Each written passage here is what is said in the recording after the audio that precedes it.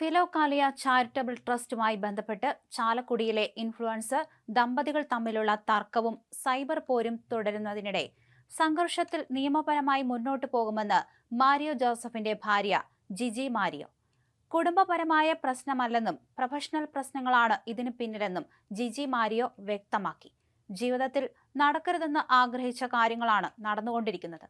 സത്യം പുറത്തു കൊണ്ടുവരാൻ നിയമപരമായി മുന്നോട്ടു പോകുമെന്നും ഫിലോകാലിയ ട്രസ്റ്റിന്റെ പ്രവർത്തനങ്ങൾ സംരക്ഷിക്കുമെന്നും ജിജി കൂട്ടിച്ചേർത്തു. കുടുംബ വഴക്കുകൾ പരിഹരിക്കുന്നതിന് സമൂഹ മാധ്യമങ്ങളിലൂടെ ഉപദേശങ്ങൾ നൽകിയിരുന്ന ദമ്പതികളായിരുന്നു മാരിയോ ജോസഫും ജിജി മാരിയോയും.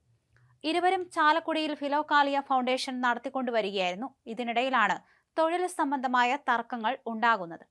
അത് പരിഹരിക്കുന്നതിന് ജിജി ഒക്ടോബർ 25-ന് ഭർത്താവിന്റെ അടുത്തെത്തി.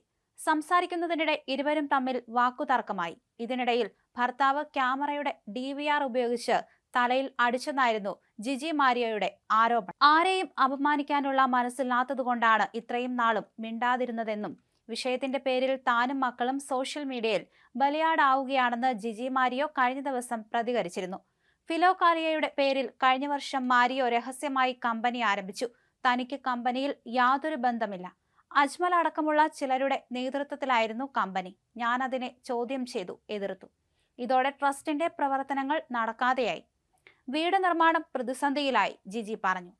കമ്പനി മുന്നോട്ട് പോയിക്കോളൂ, പക്ഷേ ട്രസ്റ്റിന്റെ പ്രവർത്തനം മരവിപ്പിക്കരുതെന്ന് മാരിയോയോട് പറഞ്ഞു.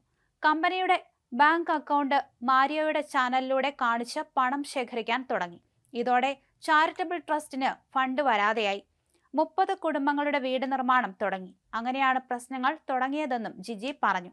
സത്യം നിങ്ങൾ ഇതുവരെ കണ്ടതോ കേട്ടതോ അല്ല, ചിലത് ഞാൻ തുറന്നു പറയുകയാണ് എന്ന ആമുഖത്തോടെ പങ്കുവച്ച വിശദീകരണക്കുറിപ്പ് സാമൂഹിക മാധ്യമങ്ങളിലും വലിയ ചർച്ചയായിരുന്നു.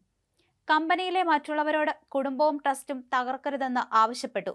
അവർ ഗൂഢാലോചന നടത്തി എന്റെ ക്യാബിനിൽ കയറി എന്നെ പുറത്താക്കി.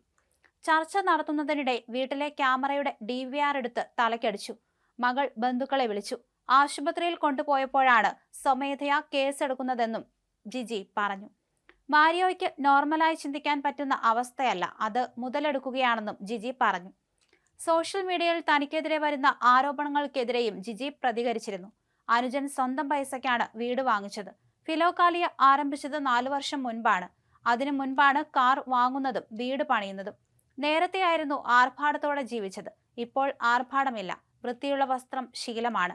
മീറ്ററിന് 50 രൂപ വിലയുള്ള തുണിയിൽ വില കുറഞ്ഞ തുണി കട്ട് ചെയ്ത് തുണി അടിച്ച് സാരി ഉണ്ടാക്കും. ഇതിനെ ആർഭാടമെന്ന് പറയേണ്ട കാര്യമില്ല.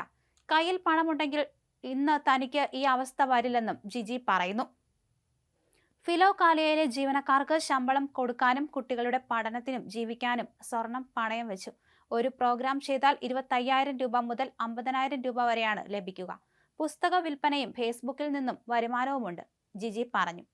കുടുംബ പ്രശ്നങ്ങളെക്കുറിച്ചുള്ള വീഡിയോകളും ഓഡിയോ ക്ലിപ്പുകളും വൈറലായതിനു പിന്നാലെ അനുമതിയില്ലാതെ ഇത് പ്രചരിപ്പിച്ചവർക്കെതിരെ നിയമ നടപടി സ്വീകരിക്കുമെന്ന് ജിജി മാരിയോ പറഞ്ഞിരുന്നു.